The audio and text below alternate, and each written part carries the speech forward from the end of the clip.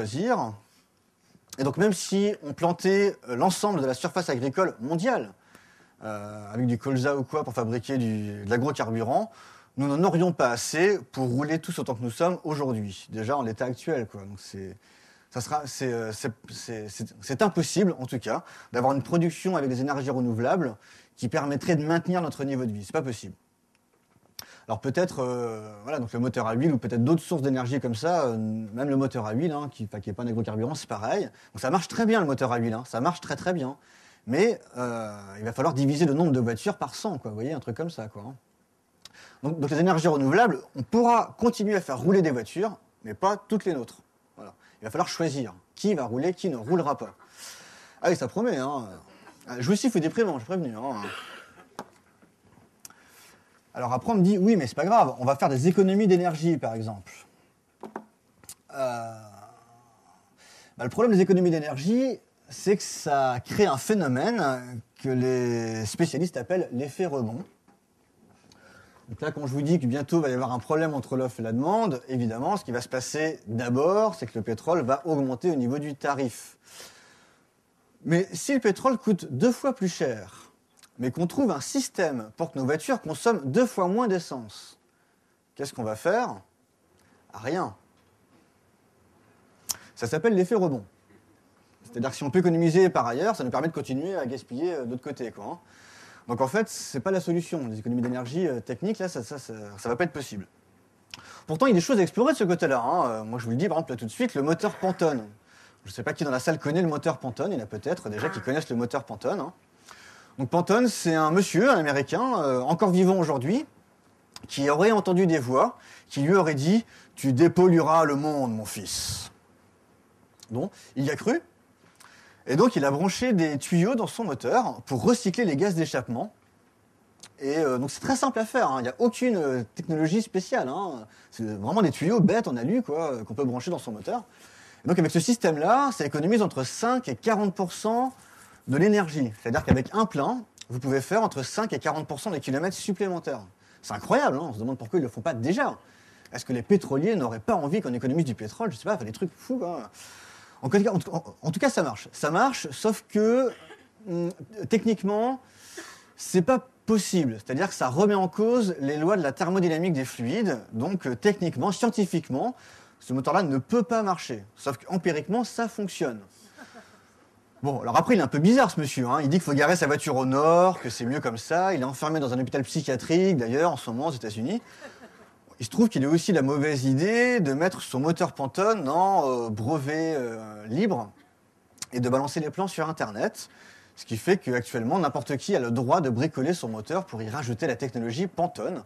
D'ailleurs, la France est un peu en pointe, hein, enfin en pointe. C'est-à-dire qu'on a 12 babacools de plus qu'ailleurs, hein, qui essayent de faire marcher le moteur Pantone. Mais donc il y a ici et là des groupes qui essayent, qui bricolent, qui expérimentent pour économiser du pétrole. Mais bon, avec l'effet rebond, je vous l'ai dit, ça ne va pas nous sauver en fait. Bon, alors quoi d'autre? Eh bien, la technoscience. C'est-à-dire, quoi d'autre? Je ne sais pas quoi, mais quelque chose que la science va inventer, qu'on ne connaît pas encore, et qui va nous sauver. Alors ça, je ne peux pas être contre, hein. Peut-être, j'en sais rien. Alors, c'est un peu l'objectif de ma conférence de ce soir. C'est de dire que si vraiment ce qui est en jeu, c'est par exemple l'alimentation des 3/4 de l'humanité, plus un peu l'ensemble de ce mode de vie-là, n'y aurait-il pas, par hasard, un principe de précaution qui consisterait à dire « Oui, mais si la science ne trouve pas de solution, genre dans les 10 ans qui viennent, est-ce qu'il ne faudrait pas y réfléchir un peu avant ?»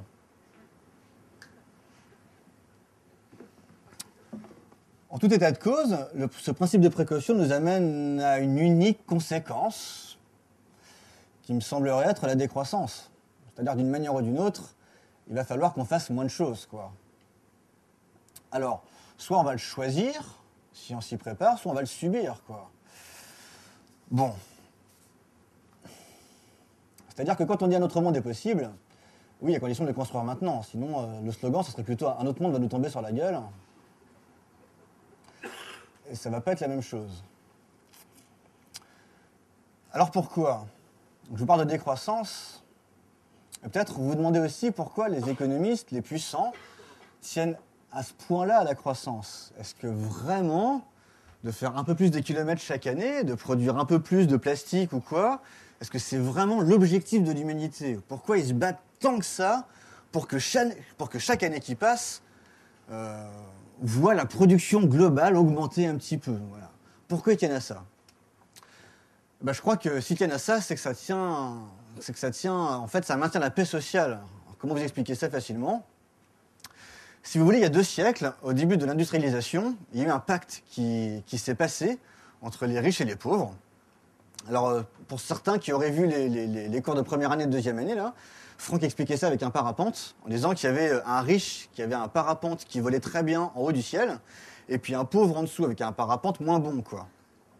Voilà. Et donc en fait, ce qui s'est passé au début de l'industrialisation, ça a été de dire, les riches ont proposé, j'avais mis un truc pour l'entracte.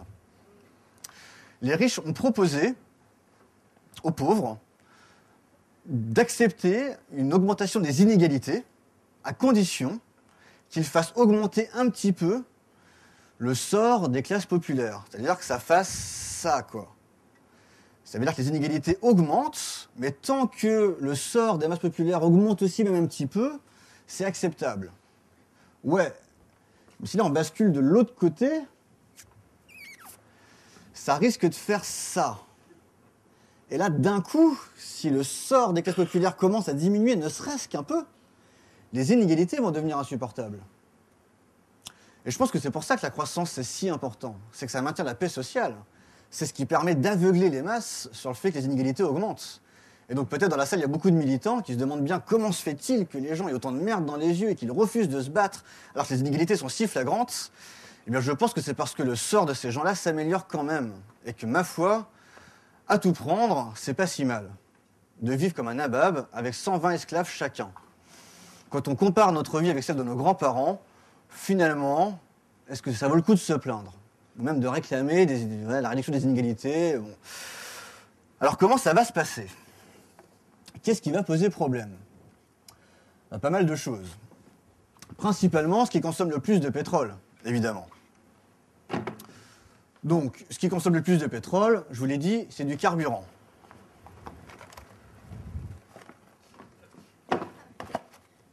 Donc, si je vous dis qu'en premier, le premier impact, ça va être l'augmentation du carburant à la pompe, vous allez me croire. On l'a déjà vu en 2008, on a vu ce qui se passe, ça va vite.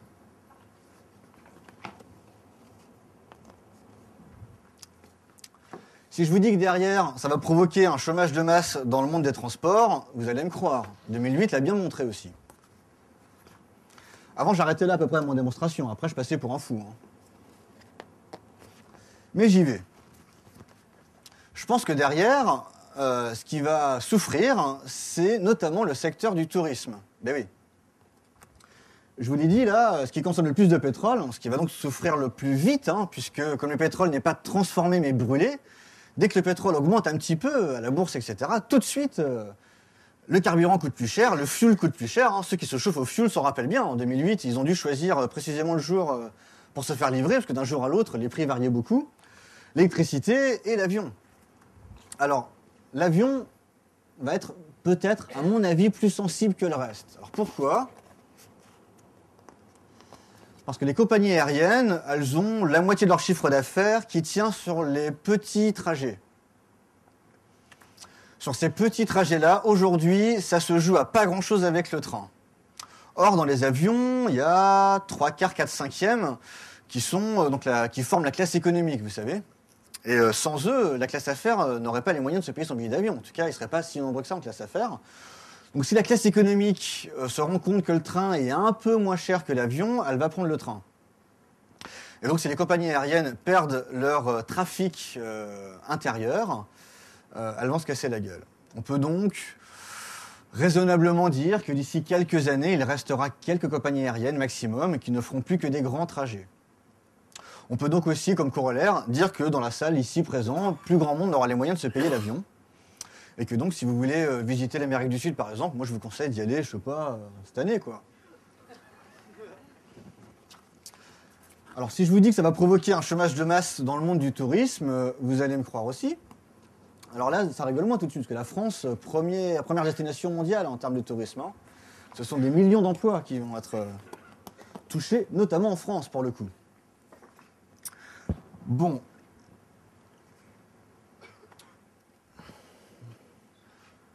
Passons aux choses sérieuses un peu. Là, c'est une perte de pouvoir d'achat. Ben oui. Parce que pour ceux qui se disent, oui, si le pétrole monte à la pompe, je partirai moins souvent en week-end, ben c'est pas du tout le problème. Le vrai problème, c'est qu'une bouteille de ketchup, elle est transportée 19 fois par camion sur différents pays, entre l'endroit où la tomate pousse et l'endroit et votre frigo. 19 fois pour écraser des tomates. Donc, ce qui est sûr, c'est qu'on va tous réduire notre consommation. Donc si on réduit tous notre consommation, vous vous rendez bien compte que ce n'est pas uniquement les transports qui vont avoir des problèmes, ni simplement le tourisme, mais c'est l'ensemble de l'économie. On peut donc dire que ça va provoquer une récession, on pourrait même l'appeler dépression. Bon, tout ce que je vous dis là, je ne peux pas vous garantir l'ordre dans lequel ça va se passer. Je peux vous garantir que ces effets-là vont se produire. D'ailleurs, la dépression, vous avez vu, l'an dernier, on était déjà en dépression. Comme quoi... Une dépression.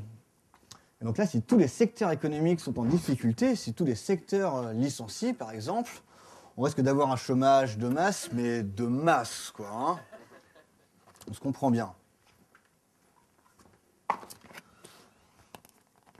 Bon. Chômage de masse signifie chute de l'économie, à un niveau mondial, au moins dans tous les pays riches. Je reviendrai après sur les pays pauvres. On peut estimer qu'à un moment donné, il va y avoir un crash du dollar, notamment. C'est-à-dire que la monnaie mondiale sur laquelle tient l'économie, vous le savez, elle est beaucoup plus... il y a des quantités de billets en circulation bien plus importantes que les richesses qu'elle représente. Donc tant que l'argent circule, le système fonctionne. Mais pour ceux qui le savent, les USA sont le pays le plus endetté au monde.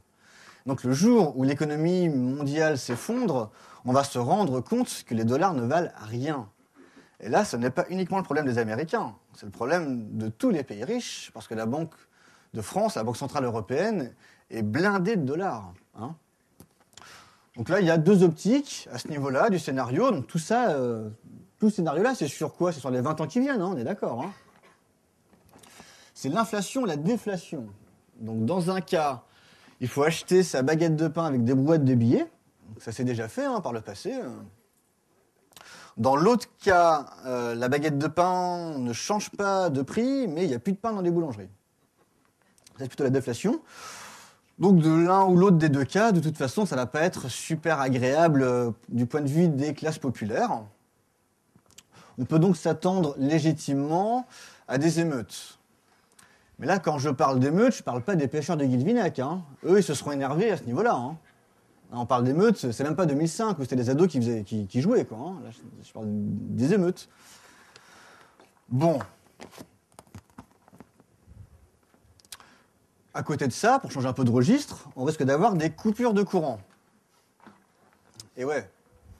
En fait, les centrales nucléaires, ou les centrales thermiques, etc., fonctionnent plus ou moins comme votre compteur électrique chez vous. C'est-à-dire que si vous allumez tous vos radiateurs et que vous les mettez tous à fond, il y a des chances pour que ça disjoncte, suivant la puissance de votre compteur. Donc si votre compteur disjoncte, tant que vous ne baissez pas vos radiateurs, vous ne pourrez pas le rallumer. Ce qui signifie qu'en période de pointe, c'est déjà le cas dans beaucoup de pays du tiers-monde, en Inde, etc., ils ont des coupures d'électricité tous les jours, au moment de pointe. Alors, ça pose des problèmes du type les hôpitaux, bien sûr, même s'ils ont des groupes électrogènes pour prendre le relais. Ça pose des problèmes, par exemple, pour l'ensemble des ascenseurs de France qui sont bloqués. Donc, si vraiment ça se répète tous les jours, c'est rigolo une fois, bon, on fait connaissance. Et tous les jours, c'est un peu pénible. Et puis, on pourrait aussi le voir autrement, par exemple, qui dans l'assistance peut travailler sans électricité? 3. Allez, 4, 5. C'est une autre manière de voir le problème. Alors, évidemment, vous allez me dire, on va construire des éoliennes, des énergies renouvelables, etc., etc. Alors, c'est vachement bien, il faut en faire. Je dis juste que si on avait voulu remplacer le pétrole, de toute façon, on ne pourrait pas faire autant de choses qu'aujourd'hui. Et il aurait fallu, il y a longtemps déjà, à construire des éoliennes. Donc, a priori, le choc que nous allons affronter va être violent parce que nous n'y sommes pas préparés pour l'instant. Donc, malgré nos éoliennes, je pense que ça va être un peu compliqué. Ce qui fait qu'à un moment donné, on risque d'arriver à des guerres. Eh oui, les guerres du pétrole. Mais alors ça, vous allez me dire, c'est déjà commencé. Bah oui, c'est déjà commencé. Je suis pas sûr que nombreux dans la salle soient ceux qui croient que vraiment les USA ont attaqué l'Irak parce que Saddam Hussein avait des armes de destruction massive. Hein. Et puis d'ailleurs, c'était pas la première guerre pour le pétrole. Donc il va certainement y avoir de nouvelles guerres pour le pétrole. Moi, je vous propose d'en rester là. Parce que là, on baigne un peu dans le... Hein, on se sent bien, là. Donc moi, je pense que de passer un petit entracte avec ça dans la tête, je trouve ça assez joyeux. Ça permettra de reprendre sur un bon pied. Donc, je vous propose d'aller profiter des bières qui collent à flot encore ici. Puis, je vous raconte la suite tout à l'heure. À tout à l'heure.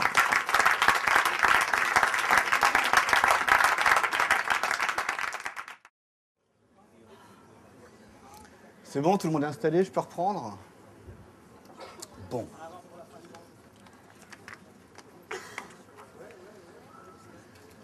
Parce que le pétrole, mais il n'y a pas que le pétrole. Hein. Il y a, je sais pas, il y a l'eau potable aussi comme problème, par exemple. Par exemple, on disait plusieurs scénarios au début. J'ai longtemps milité autour de l'eau potable, en fait. Et j'en suis arrivé à faire des toilettes sèches. Alors, peut-être nombreux parmi vous ceux qui connaissent les toilettes sèches. Et puis, souvent, on croit que les toilettes sèches, ça permet de résoudre le problème de l'eau potable. Alors, pas vraiment, même si c'est très efficace sur l'eau potable, mais ça permet surtout d'agir sur la qualité des sols. Bon. Moi, je voulais sensibiliser un peu voilà, à ce truc-là, quoi, pour éviter la guerre, quand même, faire en sorte que puisse faire quelque chose. Donc, à mon échelle, à ma petite échelle, ça permet au dernier de s'installer hein, pendant que je... On s'est dit qu'il fallait sensibiliser les gens, donc on a construit des toilettes sèches sur un festival au début, pour remplacer les toilettes chimiques, voilà, celles qui sont souvent pleines et qui puent, vous savez, dans les festivals. Donc les toilettes sèches, à côté, c'est agréable, ça sent bon quand c'est entretenu. Voilà, par exemple, celles qui sont là dehors. Ouais. Donc sur les gros festivals, type Vieille Charrue, tout ça, Eurocaine, c'est souvent un bon moment d'aller aux toilettes. Quand c'est les toilettes chimiques, là, comme ça. Puis après, on s'est dit, c'est sympa de le faire sur un festival, mais si on veut vraiment que c'est de l'ampleur, de l'impact, il faudra le faire sur plein de festivals, quoi. Hein. Donc là, on a créé la Cacaravane. Et donc, c'était une caravane qui plante aux toilettes sèches. Donc, on allait de festival en festival. Et donc là, de 20h à 2h du matin, j'ai récupéré des poubelles pleines de sures imbibées de pipi et de caca, de festivaliers bourrés vers la fin.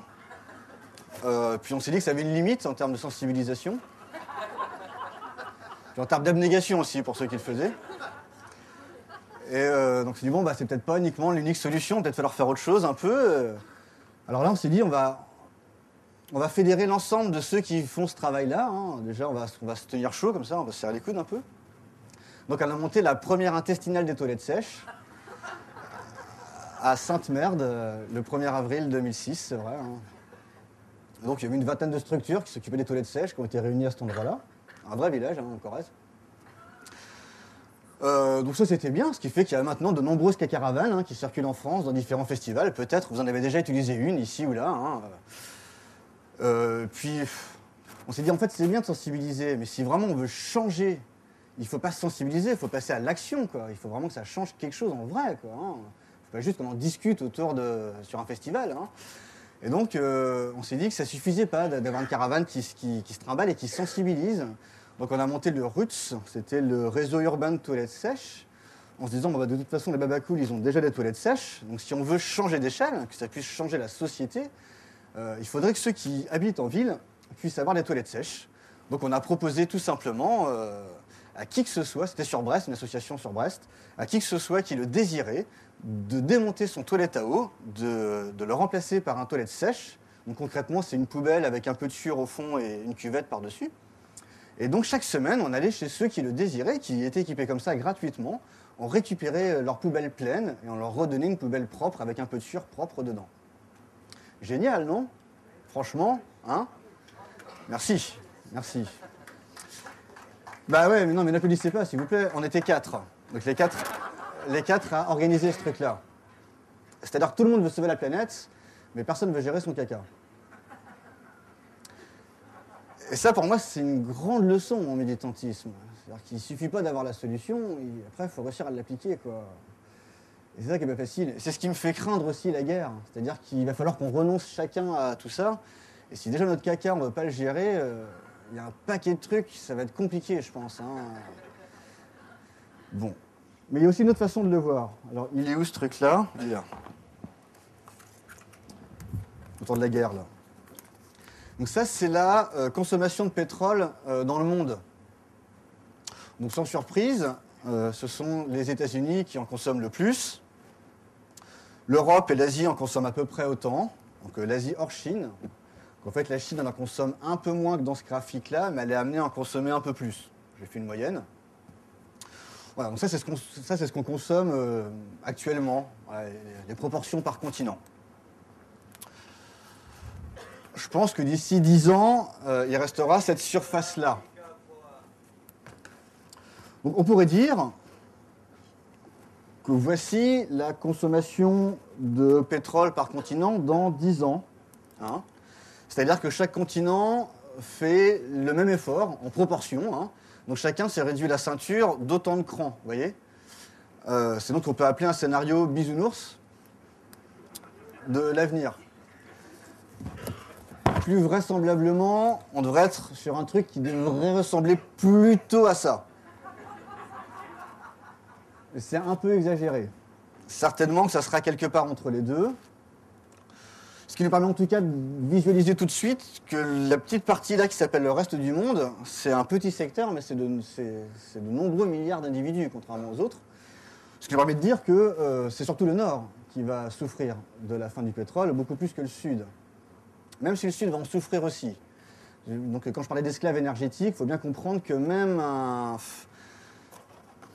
autochtone au fin fond de l'Amazonie, il a déjà pas mal d'esclaves énergétiques. Donc il est bien loin des 120 que nous avons nous-mêmes, mais il suffit qu'il ait une seule tronçonneuse avec quelques litres de pétrole, et il abat déjà un travail incroyable par rapport à s'il devait le faire lui-même avec sa machette. Quoi, hein. Donc il n'y a plus beaucoup d'endroits, je ne crois pas qu'il y ait encore un seul groupe qui ne bénéficie pas d'esclaves énergétiques de ce type-là. Il va donc falloir apprendre à s'en passer, et on risque d'en vouloir aux voisins dans cette histoire-là. Et pour différentes raisons, il y a notamment une au niveau des États-Unis, que je vais vous expliquer tout de suite, qui fait qu'on va avoir des guerres aussi. Parce que les États-Unis, avec l'Australie, ce sont les deux seules civilisations qui se sont construites après la découverte du pétrole. Et ça change tout.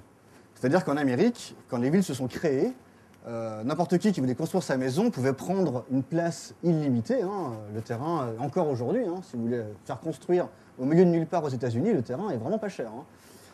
Hein. On peut faire construire où on veut, et en plus, on a une énergie illimitée, hein, donc le pétrole, gratuite, abondante, illimitée aux États-Unis, qui fait que les déplacements sont gratuits aussi. Donc ça pose aucun souci. Ce qui fait qu'en Amérique, il n'y a pas de principe de centre-ville. Hein. Ça s'appelle l'étalement urbain.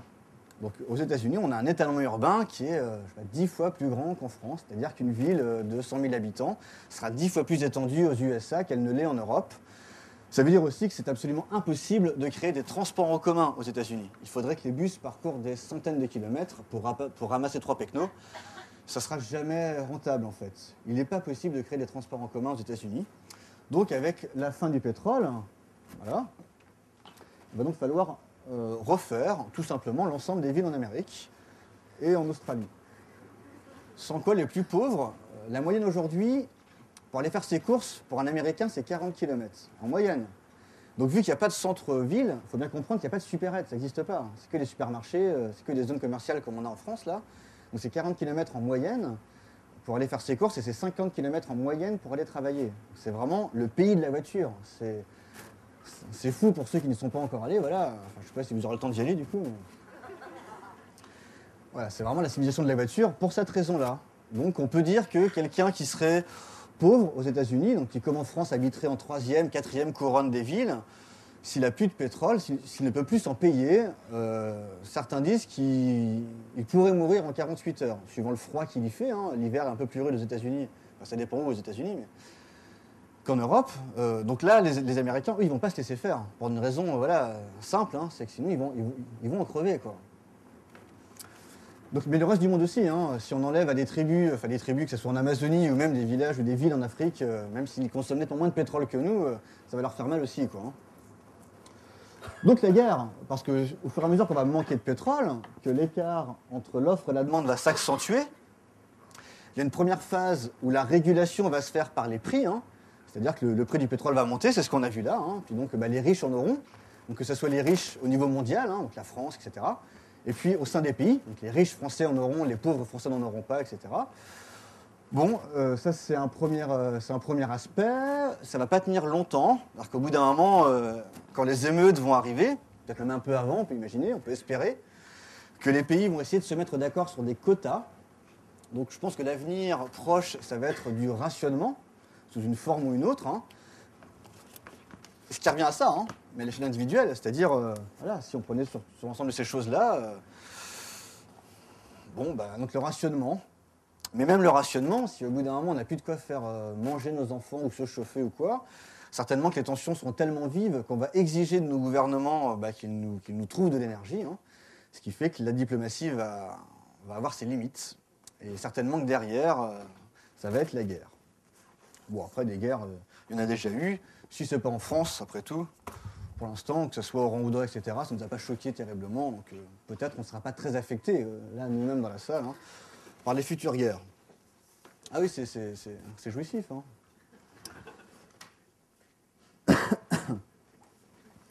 Alors, j'en étais où? Bah oui, j'en étais là. Donc la guerre, mais à côté de ça, donc je veux parler de la chute des rendements agricoles, hein, à cause des intrants dans l'agriculture moderne. Donc il est évident que voilà, d'ici une vingtaine d'années, les rendements agricoles vont commencer à décroître. Je ne suis pas en train de dire que nous n'avons pas de quoi nourrir la planète. Actuellement, la production agricole permettrait de nourrir 12 milliards d'êtres humains sur Terre. 12 milliards. On est un peu plus de la moitié seulement, et pourtant il y a environ 1 milliard de personnes qui ne mangent pas à leur faim.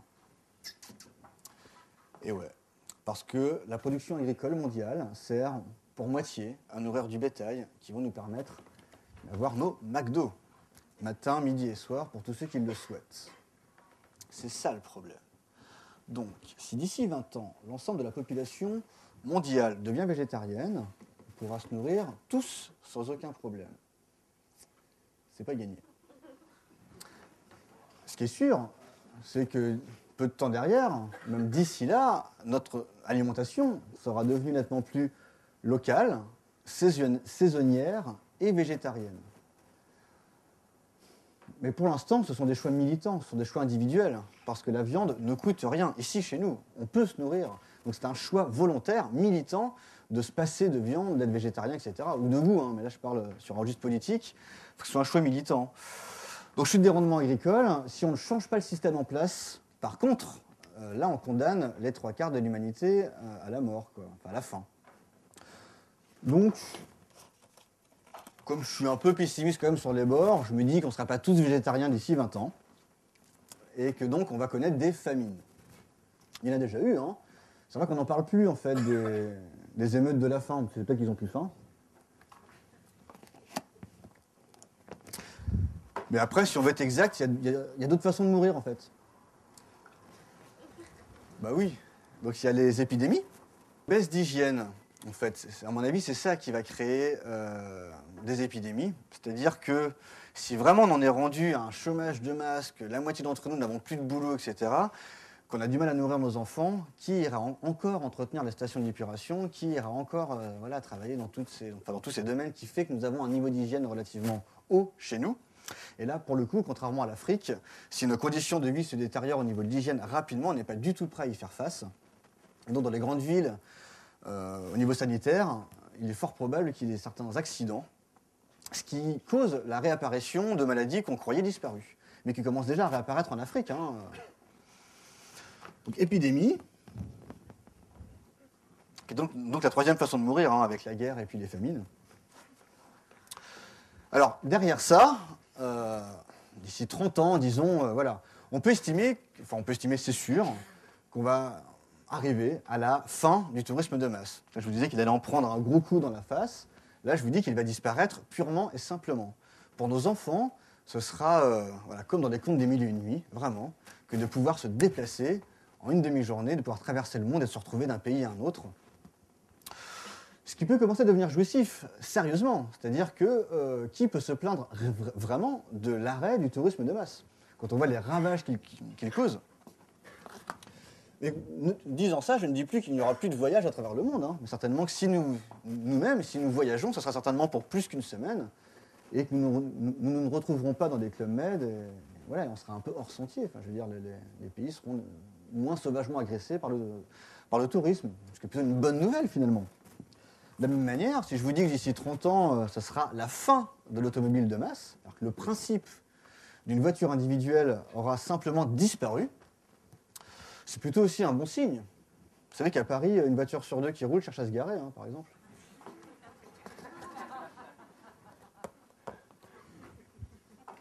C'est vrai chiffre. Hein.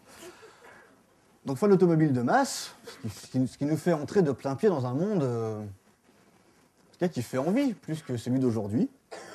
Donc, je vais finir avec un dernier dessin, qui est de dire que derrière ça, c'est-à-dire qu'en fait, après cette transition d'une trentaine d'années, ou 20, par là, on sera donc dans un monde sans pétrole. Alors là, peut-être pendant 20 ans, on va se battre pour maintenir notre niveau de vie, pour savoir si c'est les Chinois, les Américains, les Français qui vont garder leur énergie, donc leur mode de vie. De toute manière, derrière ça, le pétrole continuant à diminuer, il va falloir apprendre purement et simplement à se passer de tout ça. On sera donc là dans un monde qui sera relocalisé, où notre territoire d'intervention, ce ne sera plus la France entière. Là, je viens de Bretagne. Je pense que d'ici 30 ans, ce sera absolument impossible de venir pour une simple conférence. Alors, il faudra me payer beaucoup plus cher. L'entrée sera un peu trop chère pour vous, j'imagine. Voilà. Donc, ce monde-là, je pense que dans la salle, nombreux sont ceux qui se battent déjà pour des alternatives qui correspondent à ce mode de vie-là. Donc, je suis en train de vous dire, derrière cette transition, ce monde-là arrive.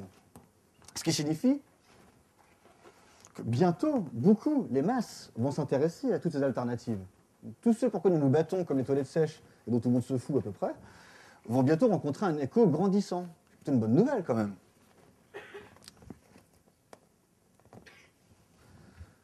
Bon, donc si moi je sais tout ça, je pense que vous en connaissez une bonne partie, hein, mais quand même, pourquoi on ne nous dit rien ? Ça a l'air un peu gros comme sujet, on se demande où est-ce que j'étais chercher ça. Alors pourquoi on ne nous dit rien ? Déjà, qui est pour l'instant au courant ? Il y a nous, il y a vous. Hein. Après, il y a les optimistes. Eux, ils savent déjà tout ça. Hein. Ils ne le découvrent pas, bien sûr. Ça fait longtemps qu'ils savent déjà ça. Bon. Si je commence par l'OPEP, on voit bien pourquoi ce n'est pas l'OPEP qui vont exiger, qui vont nous inciter à consommer moins de pétrole, parce qu'après, on va être dans la merde. Hein. Évidemment, leur intérêt, c'est d'exploiter le filon jusqu'au bout. Hein. Donc, c'est-à-dire qu'on continue à consommer le plus possible de pétrole, le plus longtemps possible. Il ne faut pas compter sur eux. C'est assez logique. Les multinationales, notamment de l'énergie, donc elles aussi pourraient le dire. On pourrait dire qu'elles ont un devoir politique, de transparence, tout ça. Et au-delà des blagues, bah oui, mais bon, c'est multinational. Ben non, en fait, il y en a une qui l'a fait en janvier 2004. C'était le PDG de Shell. Ça aurait pu être une autre, hein, il se trouve que c'est celui-là. Donc il a annoncé publiquement que les réserves que Shell détenait, parce que donc, les pays possèdent du pétrole, mais les multinationales aussi en possèdent, des grandes quantités. Donc Shell a dit que voilà, ces réserves étaient un peu plus petites que ce qu'il avait dit jusqu'ici. Donc comme vous avez entendu tout à l'heure, les réserves politiques, là, tout le monde le sait que tout le monde ment, enfin, en tout cas dans le milieu du pétrole. Hein. Et bien, malgré ça, dès le lendemain, et pendant plusieurs mois, les cours de Shell ont chuté, et donc ce PDG a fini par être viré. Ce qui a surpris tout le monde, y compris dans le milieu de la bourse. Ça veut dire qu'il y a des boursicoteurs qui ont enlevé leurs actions de chez Shell pour les mettre chez Total, en espérant que Total monte moins. Ce que tout le monde trouve débile, y compris dans la bourse. Hein. C'est une réaction de masse, voilà, que personne n'explique vraiment. Ils trouvent ça triste un peu, ils sont obligés de mentir du coup, donc ils mentent par omission. Donc dans le milieu des multinationales et de la bourse, c'est la loi de l'omerta. Tout le monde le sait, mais personne n'en parle, parce que le premier qui parle, il perd son poste et il coule sa boîte. Donc c'est plutôt pour cette raison-là qu'ils n'en parlent pas. Sinon, ils en parleraient, je pense. D'ailleurs, Total est actuellement le premier investisseur et de loin en France sur les énergies renouvelables. Hein. Donc c'est pas par hasard. Hein. Ne croyez pas qu'ils sont écolos par principe. Il reste les politiques. Eux, quand même, c'est carrément leur devoir. Et ben, 2 raisons à ça. Il y a un homme politique un peu d'envergure qui parle de tout ça. Il s'appelle Yves Cochet. Moi, plutôt, je vote pas, hein, je m'en fous. Donc, lui, il est chez les Verts. Donc, il a expliqué devant le Parlement national tout ça, quoi. Donc, au niveau des lois sur l'énergie, qu'il fallait absolument prendre des décisions radicales, rapidement, etc. Sinon, on va dans... C'est le drame. Bon, Donc on l'a laissé causer, on n'a absolument pas tenu compte de ce qu'il disait. Alors pourquoi? Déjà, Yves Cochet explique, en aparté du coup, que le programme, il n'est pas très vendeur en fait. Ça consiste à dire, je propose de diminuer vos salaires, et puis en échange, je vais diminuer votre niveau de vie. Mais ça sera vachement mieux, mais plus tard. Vous voyez? Genre dans 20 ans, un truc comme ça. Essayer de vous faire lire avec un programme pareil, ça va pas être facile. Mais Yves Cochet rajoute qu'il y a certainement un deuxième obstacle, peut-être encore plus fort que ce premier-là. Et là, il raconte qu'il était copain, je ne sais pas s'il l'est toujours, en tout cas il l'était, il y a 30 ans justement, avec Dominique Strauss-Kahn. Ils étaient tous les deux députés de Sarcelles, donc un à Sarcelles-Est et l'autre à Sarcelles-Ouest. Donc il expliquait tout ça à Strauss-Kahn, et donc Strauss-Kahn lui a dit « Mais arrête de nous emmerder avec tes conneries de courbes et tout ça, là. De toute façon, quand vraiment le pétrole va commencer à manquer, que ça va causer des problèmes, qu'on en sera, etc., je ne sais pas, par là, alors la main invisible du marché va déplacer des milliards d'euros et de dollars, qui d'ailleurs ne vaudront plus rien ici, pour que la science nous trouve une solution miracle à tous ces problèmes-là. » Et cette croyance-là, même si je la présente dans cette phrase de manière un peu ridicule, elle est extrêmement répandue. Donc même vous, là, dans votre tête, vous vous dites certainement que, malgré tout ce que je raconte là, la science va nous sauver. Et qu'en fait, ils ne nous disent pas tout, et qu'ils ont peut-être déjà des plans d'ailleurs, que c'est déjà prévu, que c'est déjà manigancé. C'est-à-dire qu'on a une foi dans la science, dans la technoscience, énorme, indépassable, qui nous dit ça ne vaut pas le coup de faire des économies drastiques ou de s'emmerder la vie alors que la science va nous sauver. Et ce dogme-là, que je compare à une religion, je pense que c'est plutôt ça le danger, c'est plutôt ça qu'il faut attaquer. Parce que c'est ce dogme-là qui va nous empêcher, je parle de l'humanité, de nous préparer à cette catastrophe-là. Et cette catastrophe-là, ce scénario-là, il sera d'autant plus réalisé que nous ne nous préparerons pas. C'est bien le problème. Donc, que faire? Parce que si ni le peuple n'en parle, ni les multinationales, ni les hommes politiques, qu'est-ce qui reste? Il resterait les médias. Sauf que là, on se rend compte que les médias appartiennent globalement à ceux qui détiennent ces secteurs économiques, en fait. Donc, il ne faut pas trop attendre des médias qu'ils nous éclairent sur cette question-là. On peut donc faire des livres. Voilà, des livres. Donc, les experts pétroliers en retraite, l'ASPO, ils font des livres. Alors, des sources, il y en a plein. Et d'ailleurs, c'est en vente à la FNAC, pour le coup. Donc, je vais vous en montrer quelques-uns. Éric Laurent, La face cachée du pétrole. Même celui-là tout petit, le pétrole, il raconte la même chose. Bon, ils n'ont pas les petits dessins avec les conséquences sociales, mais sinon, sur le principe, ils disent vraiment tous la même chose. Il y en a qu'un que vous devez retenir, ce serait celui-là, Pétrole, la fête est finie. Il est clair le titre au moins. Économie et géopolitique du pétrole. Au bout du pétrole, tout ce que vous devez savoir sur la crise énergétique. L'anti-manuel d'écologie, qui en parle un peu, Yves Cochet, donc il y a l'autre, Pétrole Apocalypse, moi celui-là c'est le plus clair. La guerre mondiale du pétrole, celui-là explique aussi, donc là je vous disais la guerre, alors quels scénarios sont plausibles, différents cas de figure, ça pourrait être Chine-USA, mais finalement c'est peu retenu, a priori ils vont travailler la main dans la main en faisant semblant d'être ennemis. Un scénario plus probable, ça pourrait être Chine-Inde. Alors c'est un scénario qui est basé sur le nombre de tankers de pétrole dans le monde. Alors, en fait, les bateaux qui transportent le pétrole sont peu nombreux en fin de vie. Et donc les routes maritimes les plus dangereuses seraient entre la Chine et l'Inde. Et donc a priori, c'est là que ça va se passer, ce qui devrait créer des tensions diplomatiques. Vous voyez les scénarios géopolitiques, ils seraient nombreux, je ne vais pas tous les énumérer ce soir. Un autre scénario, ce serait une guerre musulman-capitaliste, Voilà. Donc, qui serait liée plutôt à la Palestine, Israël-Palestine. Ce serait aussi un autre scénario, une guerre mondiale un peu, Donc il y a on peut faire des livres. Bon, c'est peut-être un peu plus efficace que de ramasser des poubelles de pisse dans les festivals. Mais je ne suis pas sûr que ça fasse plier l'humanité.